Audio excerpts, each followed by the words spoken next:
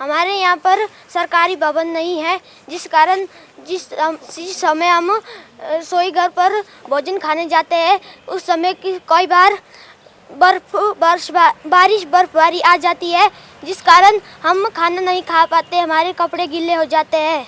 और जब हम फिर कमरे में जाते हैं तो वहाँ पर भी जब बारिश बर्फबारी आ जाती है, जिस कारण वहाँ पर भी हमारे कपड़े गीले हो जाते हैं। हमारे पास एक ही टीचर है, जिस कारण हम 8 सब्जेक्ट नहीं पढ़ पाते।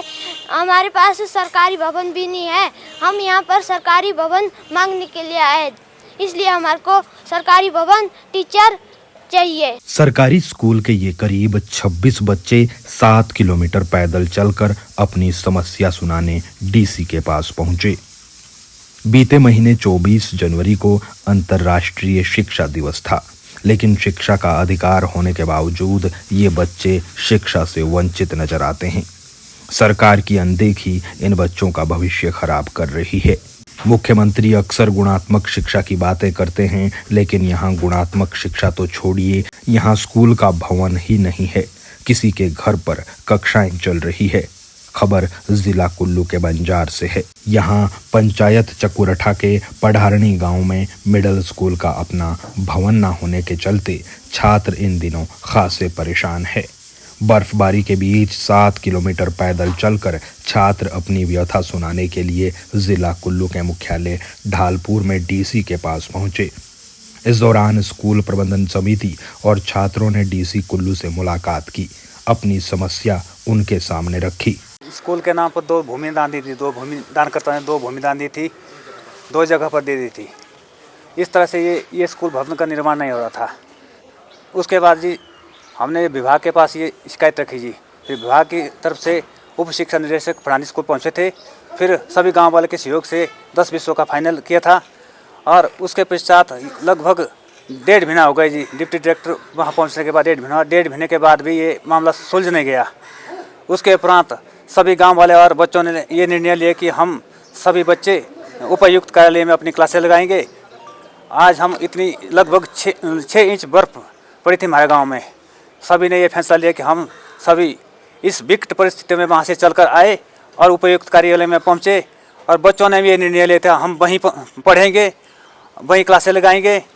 जब तक स्कूल भवन का हमारा निर्माण शुरू नहीं होता है तब हम उपायुक्त महोदय से मिले। उपायुक्त महोदय ने हमें पूर्ण रूप से आश्वासन दिया कि 10 दिन के अंदर स्कूल का कार्य शुरू किया जाएगा। अभी निजी भवन में चल रहा है जी। एक हमारा IPS से रिटायर बेलदार था जी, उनके घर में चल रहा था। जिस समय उसकी रिटायरमेंट हुई थी उस समय उसने अपने घर में रिटायरमेंट की थी। एजुकेशन की तरफ से 2016 में आया था कि आप अपने घर में कर सकते हैं, ये स्कूल है, स्कूल पर कोई ऐसा निजी कार्यक्रम नहीं कर सकते। इन्होंने अपने खेत में की थी रिटायरमेंट भी। मिडिल स्कूल में 26 बच्चे पढ़ते हैं और एक ही अध्यापक है जी।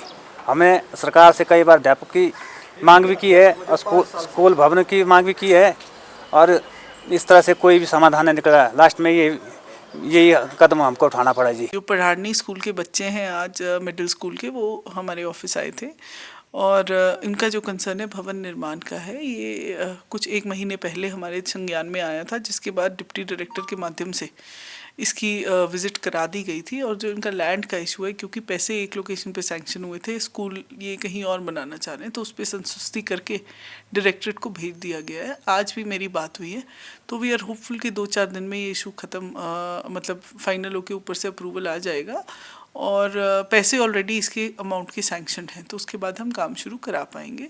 लेकिन बच्चों से मैंने यही अनुरोध किया कि बच्चों को पढ़ाई करनी चाहिए और हम SMC की बात भी उतनी गंभीरता से सुनते हैं। तो SMC प्रेसिडेंट खुद आए और ये बच्चों को पढ़ाई छोड़ के यहाँ पे नहीं लाना चाहिए, है ना। वहाँ पे सड़क, जैसे कि उन्होंने बताया कि अभी PWD का काम लगा हुआ है और जैसे मैंने बच्चों को भी आश्वस्त किया कि हम किसी अधिकारी को भेज के, क्योंकि एक छोटा स्कूल है, 3 ही क्लासेस का स्कूल है, 24 ही बच्चे हैं, है ना, और साथ में वो सड़क का भी इशू बता रहे हैं, तो वहाँ पे कंसोलिडेटेड क्या ज़्यादा अर्जेंट है वो देखने के लिए मैं किसी न किसी अधिकारी को जल्दी भेजूँगी।